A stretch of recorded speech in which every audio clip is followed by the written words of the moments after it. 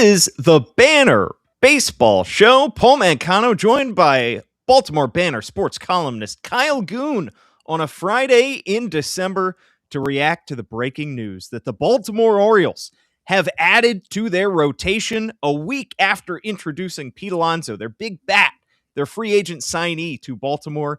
They add to their pitching staff by acquiring Shane Baz, right-handed pitcher from the Tampa Bay Rays, in exchange for 4 prospects and a draft pick. We are going to break this down from every angle. Thanks so much if you're tuning in live on YouTube, X, or Facebook. Give us a like, give us a thumbs up, write us a comment. We'll try to get to some of those. Could be listening to us after the fact on any of your favorite podcast platforms, and in which case, write us a 5-star review, and I'll read it out here on the show. We might be joined at some point by the always busy John Mioli. He might drop in with a few of his takes, but in the meantime, you're stuck with me and Kyle. Let's talk about this news, Kyle. It was originally reported by Ken Rosenthal of The Athletic, confirmed by our own Andy Kuska, and then became official shortly thereafter. The Orioles getting 26-year-old righty Shane Baz from Tampa Bay. The return is outfield prospect Slater DeBrun, right-handed pitching prospect Michael Ferret, catching prospect Caden Bodine, outfield prospect Austin Overn, and a competitive balance round pick, number 33 overall. Kyle, what was your reaction when you saw this trade and when you saw the return? Well, I wish I had a reaction like you. You are bringing 8 a.m. first coffee of the morning energy right now when, a lot of people are maybe taking a Friday nap. But I'm psyched. I mean, I have been, ever since I got here in 2023, I've sort of been ringing the bell that Mike Elias has to do more, especially with prospects, be less protective. I mean, I think it wasn't before this year that Mike hadn't traded a top 10 Orioles prospect at all in his history as the GM of this franchise. So, I know people are going to be looking and sort of weighing, doing equations in their head of like, okay, what's the return on this? And Baz, is not coming off of his best year. But at the same time, I mean, I just think Mike Elias is finally kind of making moves with conviction. He's taking some risks, and when you're in win now mode, that's what you should do. So I am encouraged by what I've seen from this trade and some of the other moves the Orioles have taken this offseason.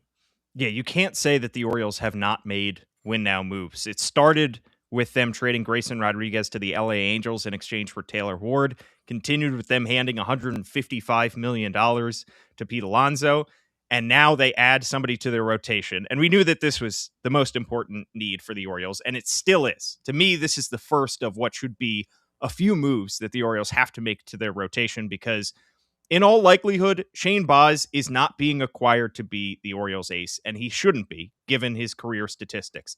12th overall pick by the Pittsburgh Pirates in 2017. He was a player to be named later in a trade a year later that sent Tyler Glasnow to the Rays, that sent Chris Archer the other way. It was a terrible deal for the Pirates, a terrific deal for Tampa Bay.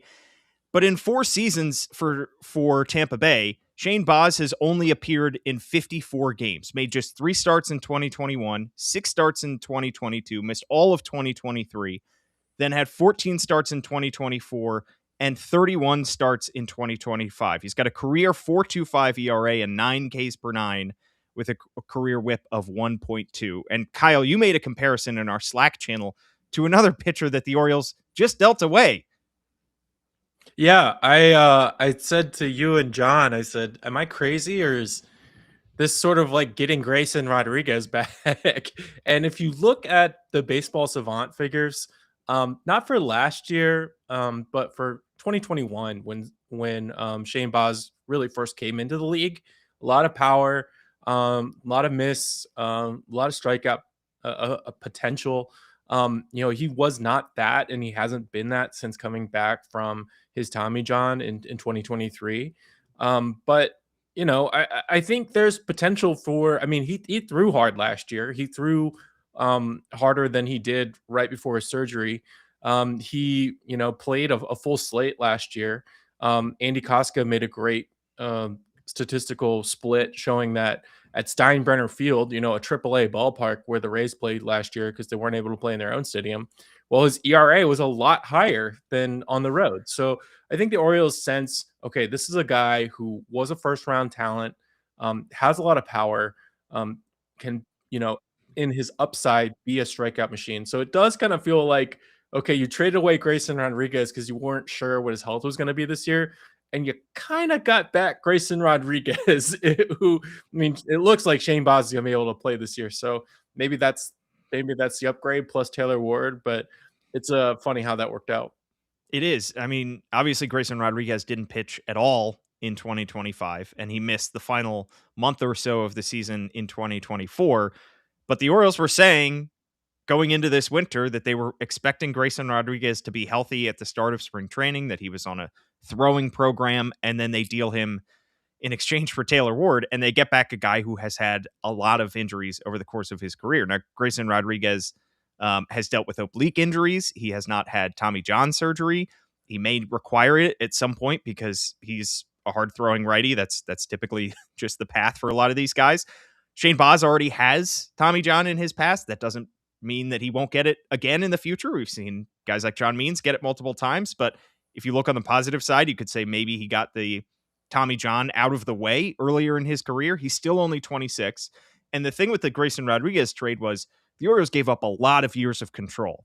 They gave up 4 years of control for Taylor Ward. I mean, Grayson Rodriguez was not going to be a free agent for 4 more seasons. And they get back in Shane Baz, a guy who is not going to be a free agent for 3 years. So they have him under team control for 3 seasons. And you mentioned, Kyle, the expected stats. StatCast had his expected ERA at 3.85, despite the fact that it was 4.87 in 31 starts this past year. And he does still throw hard, throws 97 miles an hour with his fastball. He's got a great knuckle curve, which has a lot of underlying things about it that make it good. But he did rank below average among pitchers in baseball, according to StatCast, in walk percentage and in strikeout percentage. So the Orioles are betting on the upside, but he's got to be pitching a lot closer to the upside, a lot closer to his ceiling in 2026 and over the next 3 years than he did in 2025 for this trade to be worth it. Yeah. And I mean, that's kind of why I'm saying I appreciate that this front office is acting with conviction. I don't think this is a trade they make this time last year because, the Orioles are they're so calculating. They're so, expectation focused. They would look at, okay, well, Michael Foret and Slater DeBrun, like they're going to be worth X number of wins over the life of their deals. And Shane in 3 years, like he will account for X number of wins over the life of, the next 3 years. And I just don't think they'd be willing to ever give up a deal before where they feel like, okay, well, these guys will eventually help us more than this guy will help us over the course of his deal. But I think they are looking in that shorter window. I mean, I think one, they have to because the fans and the owners were so riled up by what happened this past year and where everything just cratered. But I just appreciate that they can look at the difference of like Shane Baz can help us now. Michael Foret, and hopefully John will come on talking about what some of these guys can provide. But he's not ready to help. He's not close to ready to help. Slater DeBrun, I mean, a high school kid, like good luck on your music career, but you wouldn't be up for another 4 or 5 years. So Lil Slay, R.I.P. Lil Slay. But it's just guys can't help you now, and you are contending now. And I appreciate that the Orioles have some urgency on this front for the first time since we've seen Mike Elias take over. Yeah, let's talk about the return for Shane Baz, and it does involve 4 prospects that are not close to the big leagues. Let's start with Slater DeBrun, just 18 years old. He was the 37th overall pick in this past July's draft. Again, if pitching, or if playing in the outfield, I should say, does not work out for Slater DeBrun, he can perhaps fall back on his music career. I think he released a new single this past offseason as well. His big hit was Find Me a Bar, despite the fact that he's not even of legal age. So I will be sad to see somebody with such musical talent go out the door. He is still very talented. He signed an overslot deal with the Orioles after being taken with that 37th overall pick, but he did not appear in a minor league game in 2025 after being drafted. Michael Ferret, John Mioli had ranked in the Baseball America Orioles top 30 prospect list as the Orioles' number 9 prospect. 14th round pick in 2023 out of State College of Florida, Manatee, Sarasota. Incredible stats that he put up in 2025. 2.07 ERA, a whip under 830, over 11 strikeouts per nine in 74 innings between High A Aberdeen and Double A Chesapeake. He's 21 years old. He is a ways away from the big leagues, but he has a ton of talent. Caden Bodine, you might remember the Orioles took with the 30th overall pick, 7 picks before Slater DeBrun, just 22 years old. He was the second catcher that they took in the draft. They started this 2025 draft with back-to-back catchers, Ike Irish, Caden Bodine. Ike Irish is really more the hitter, might have to move to first base at some point in his career. Caden Bodine is a catcher. He is a defensive first, glove first catcher, but also hit very well in his introduction to pro ball. 326 average, didn't have a homer, but a 757 OPS in 11 games with single A Delmarva, though did end the season on the injured list. And then Austin Overin, finally, 22 years old, third round pick in 2024, hit 249 with 13 homers and a 754 OPS. He is a speed demon, 64 stolen bases in 2025 between Aberdeen and Chesapeake. So he may not hit a ton of homers, but he is going to bring a lot of speed on the base pass. So the Orioles gave up 4 very talented prospects. Oh, and a draft pick as well. And by the way, the pick that they used, the 37th overall pick, in order to select Slater DeBrun, they got from Tampa Bay 3 weeks before the draft in exchange for Brian Baker. So they end up going back to the team that they got that draft pick from. It all makes your head spin. But the Orioles gave up 4 players, all 22 years of age and younger, and a draft pick. That shows you just how much they are in on Shane Baz, and it shows you just how much they are in on 2026. Yeah. First of all, I just want to mention that I'm imagining Brad Pitt negotiating on the other end of Michael Elias, I want my draft pick back, or Kevin Costner. Kevin Costner's draft day. Come on, that's Kevin a Costner's draft day. Want my picks back. Anyway, sorry. Some MFing pancakes. But I mean, I wrote at the trade deadline that, last year, Mike Elias largely kind of restocked, even traded away some guys that, they could have brought back next year.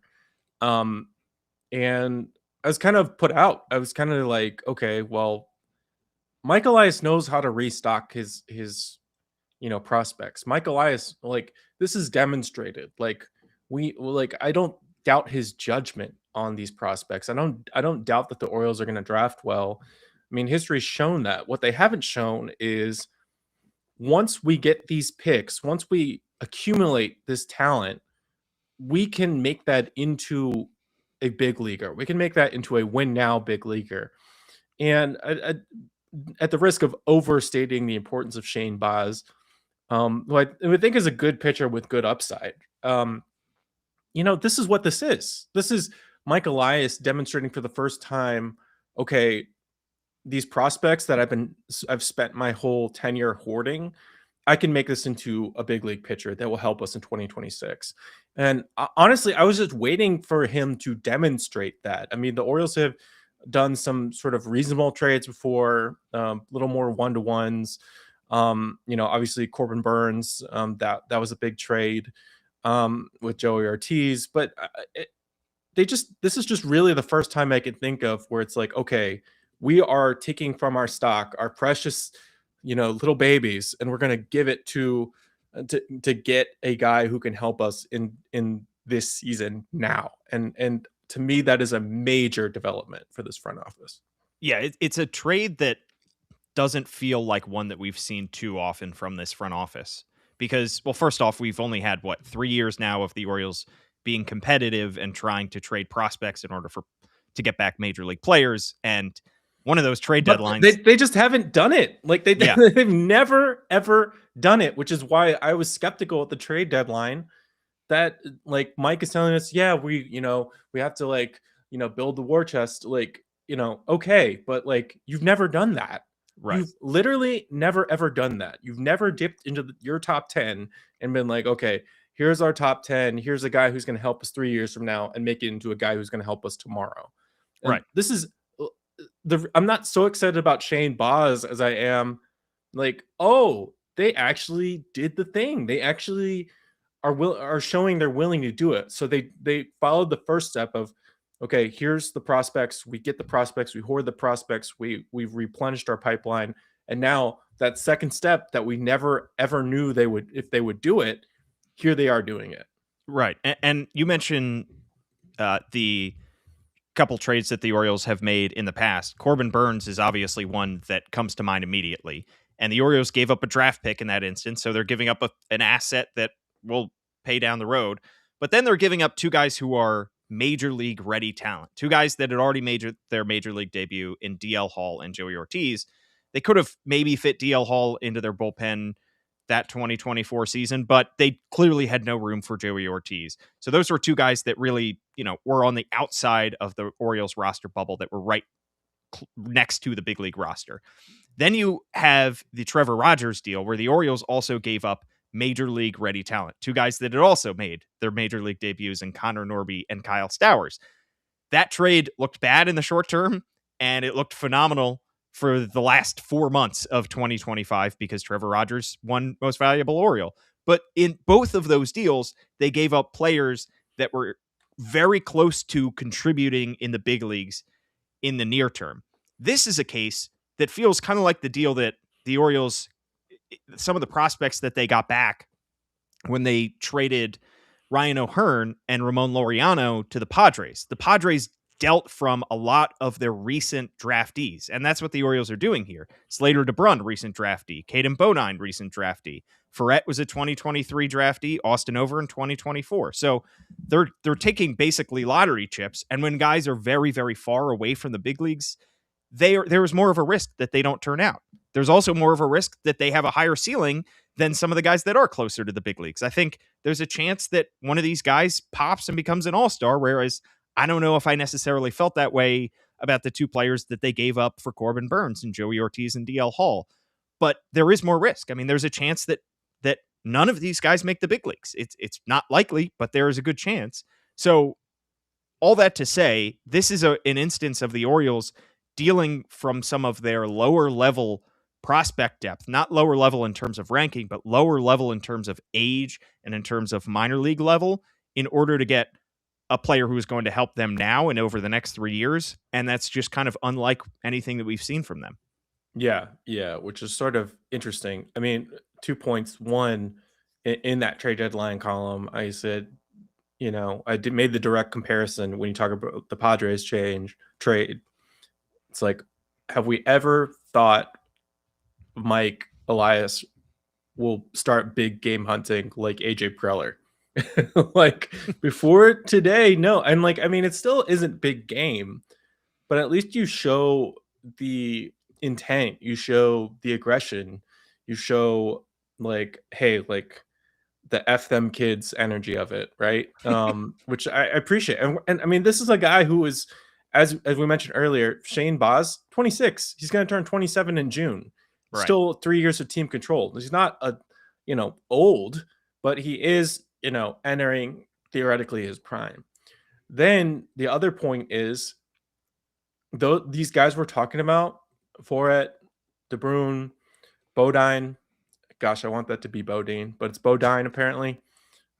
Who's to say that Mike Elias will see any of them mature? If the Orioles crash out in 2026 because Mike Elias made the same mistake of being too conservative, I would see his job being on the line. I would see him not making it out of this season if the Orioles failed for the same reason they failed in 2025. Everybody knew in 2025, you got to go for an elite starting pitcher. They never did it. They didn't have enough pitching depth. And the guys they signed were just not that spectacular.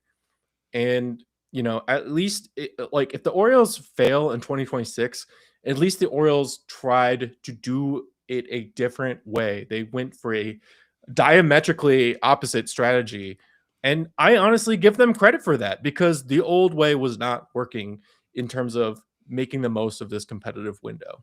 Yeah, and they still kept some of their powder dry. I mean, if they still want to deal Dylan Beavers, who is still considered a prospect and made his debut in 2025, they can do so. I still think Kobe Mayo is very likely to be dealt at some point. They still have Enrique Bradfield Jr. if they want to trade. And then if they want to go further down the list and they want to start to deal from some of the guys they just got at the deadline, they could deal a Boston Bateman or a Jerron Watts Brown. So there are guys that they can still deal. It's just interesting that Shane Baz is the guy that they get here because he is not the ace. And I see a lot of comments of people in our YouTube talking about how Shane Baz has really only had one good year, and it was half a season in 2024. I think, as mentioned, his numbers in 2025 probably make his season look worse than it was. I think he pitched much better than that and kind of got a little bit on the bad end of luck. But still, if you wanted the Orioles to go out and get an ace this winter, and you probably should want the Orioles to do that, this is not that. Shane Baz is going to fit in to your rotation nicely, but he is not going to start on opening day in all likelihood. He might pitch very well over the next 3 years, but he is not Framber Valdez. He is not Ranger Suarez. He is not Freddie Peralta, who you could trade for. The Orioles still have to make another addition to this pitching staff because they, quite frankly, just don't have enough arms, and they don't have a number one right now.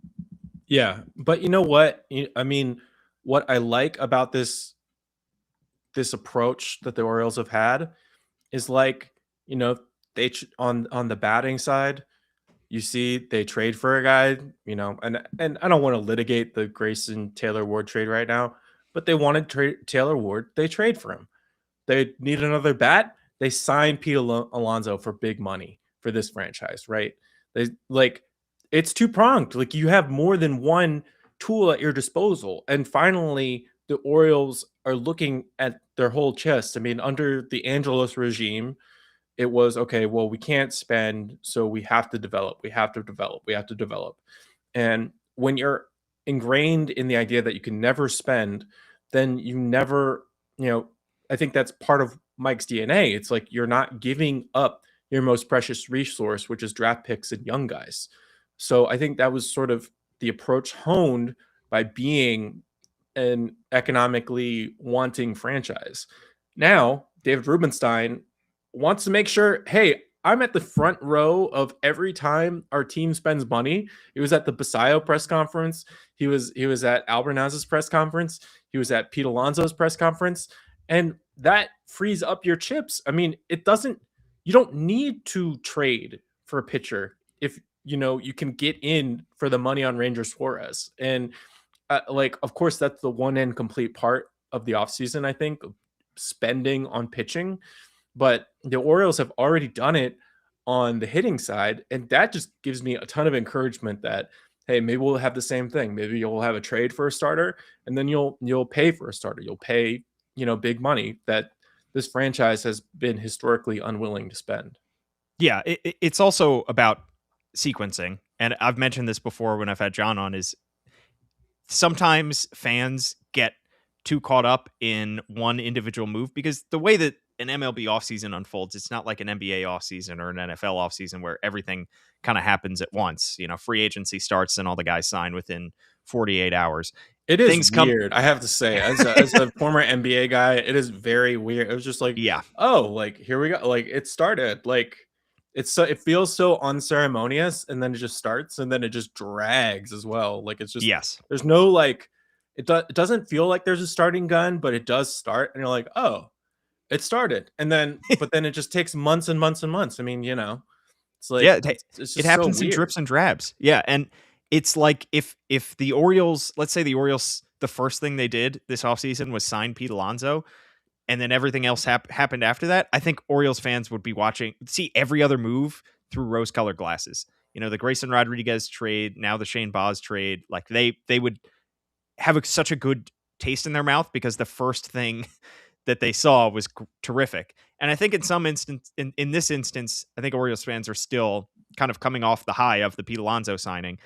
But if the Orioles go out and still sign one of the guys that is still available, like Framber Valdez or Ranger Suarez or somebody else, or they trade for Freddie Peralta, or Mackenzie Gore, or Edward Cabrera. Like, there are, that would be terrific. This is the first move, and I don't think this will be the last move. And just because this happened before what could be another big acquisition doesn't mean it should be viewed in any other way, because the Orioles they wanted to go out and get some kind of depth for the rotation, and then they wanted to get a number one. And I think that number one hole is still there. Kyle Bradish is a very good starter. Trevor Rogers was terrific last year. They have Dean Kramer at the back end. They have now about 4 pitchers. Maybe you could throw Tyler Wells in that mix. Maybe you could throw Cade Povich in that mix, but they need one more guy to add to this rotation, and it should be a number one or number two. A good guy.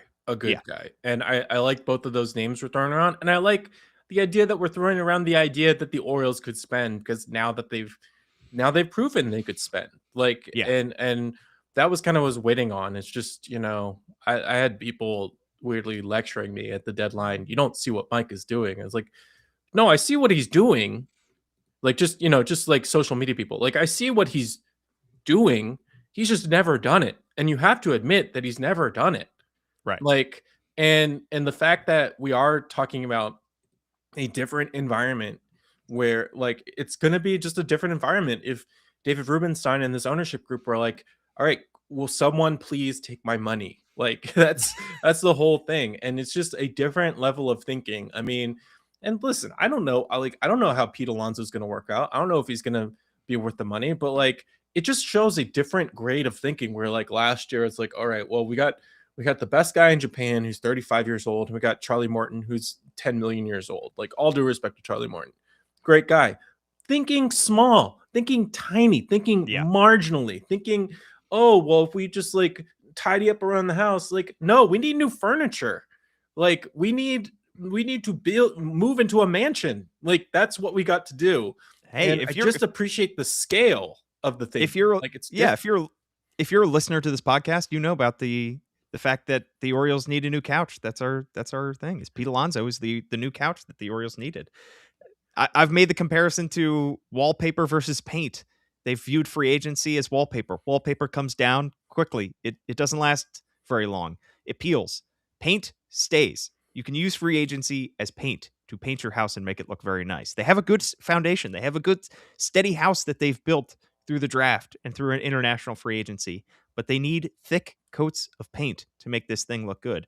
And I think if you're an Orioles fan, another sign of optimism is you could say, all right, coming into this offseason, sure, the Orioles could have used a bat, but that's not what everybody was talking about.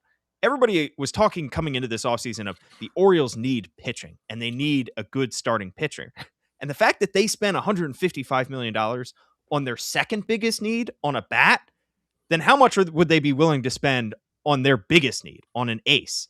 Like, and this, by the same token, I said if the Orioles were willing to spend $150 million on Kyle Schwarber and they didn't even need a DH, how much would they be willing to spend on a first baseman? And they went even higher. They went 155 for Pete Alonso. So I still do think there's a chance that the Orioles bring out the checkbook and try to sign one of these big starting pitchers. There aren't a whole lot of them out there, and really, it's Framber Valdez that is left on this list. But I still think there's a very good chance that the Orioles come away from this offseason. We're still 6 days away from Christmas. Yeah. A lot of these guys are still out there. Yeah. And I mean, I think the Orioles for a long time thought of sort of like paint and wallpaper. It's like, okay, well, if we get the wrong guy, then, if we overpay for so-and-so, we'll be paying, the ghost of Chris Davis, if you will. The ghost of like this contract is an albatross, and it limits what we do. And, if you just worry about the mistake you're going to make, like, then you're not going to take big risks. Like, you should be worried about making the mistake of, I mean, Mike's line in 2023 was, I'm in charge of managing, a 3 to 5 year window of competing for World Series. It's like, you should be afraid of missing that window. Yeah. That should be guiding what you do. So, like, not only do I, you say feel good about the idea that, the Orioles will sign a starting pitcher of some quality. Let's just say of some quality. I don't know if it will be an ace or what, but they are now viewing it as an imperative. They are Yeah, now looking at it at the market as like, damn, we got to spend money or else we're going to miss the boat. And that's how winners think, you know? It's like, and listen, I get that the Dodgers are in a different league, but the Dodgers, you know, they go to the World Series, they win the World Series, and then last year they snapped up Blake Snell. It's like, you know what winners do? Grab more freaking talent. It's like yeah, I exactly. mean, the Blue Jays went to the World Series and signed get Dylan Cease. Exactly. And Like they that's what make a Kyle winners Tucker. do. Yeah, Yeah, exactly. Saw some comments on YouTube. Saw some one from Quessy Harper says the Orioles still have a good farm system after the trade. The Orioles definitely improved their farm system at the trade deadline and getting all those guys back. And this trade certainly does damage to it, trading away 4 prospects. But as mentioned, the Orioles still have most of their top 10 intact. I think Michael Ferret was the only member of Baseball America's top 10 Orioles prospects that is dealt in this move. that's the only top 10 we here at the podcast recognize. The John Mioli authored Baseball That's true. America top 10.